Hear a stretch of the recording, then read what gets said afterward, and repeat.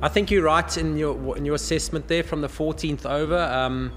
I think the two Ashwins bowled really nicely. They're obviously experienced on this field. I think they set really nice fields to us. And although the batsmen did attack, they just either didn't get to find the gaps and we didn't find the boundaries. So that's probably the place where the advantage swung from our favour back into Kings 11 favour. You know, it's always a delicate balance between picking your best 11, and you can't always have 11 players on form all the time, so you want to give people a chance to settle into their roles, to find their feet. We did keep the team pretty consistent for a long period of time, but it wasn't quite clicking in some of the areas, some of the combinations, so one does need to make some changes to continually search for that right combination, both of players and people who are in form. And just every game we're falling just a little bit short, either in 1 or 2 overs with the ball or 1 or 2 overs with the bat. So we're not quite clicking as an 11, and that is costing us with these really close losses. I'm happy to comment on Javi Archer.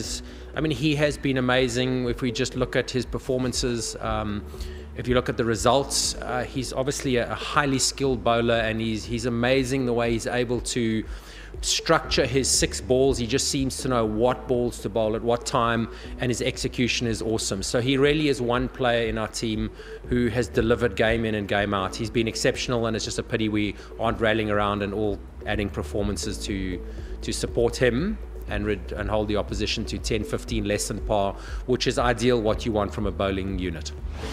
I think again it's just some fine tuning, and this is a really tough game for bowlers. Let's make no bones about that. People come to the game to watch the ball get hitting to the stands. They don't come to watch the bowlers bowl Yorkers. I think it's only their parents who are interested in Yorkers. So it's a little bit of fine-tuning in terms of plans, and at the same time a little bit of fine-tuning in terms of execution. And if we talk about Yorkers, we've seen this entire tournament, not many bowlers are regularly nailing their Yorkers because it is a very difficult ball, and the way batsmen are moving around their crease, they really are putting a lot of pressure back on bowlers. It's still a batsman's game. The bowlers are hiding second to none, and they are constantly needing to work, and we have a little bit of room to fine-tune, as I said, both strategy and our execution. And it's just, we're talking small margins.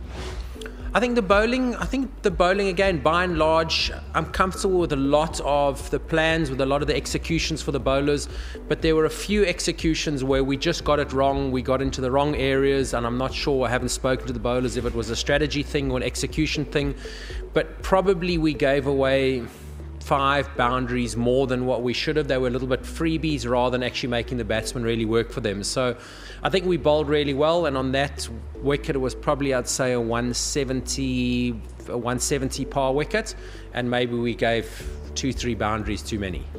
So the Royals, we did know that we were going to be losing players, so we have picked accordingly. So we've got nice replacements. We've got Shane Thomas waiting in the wing should Javi Archer go.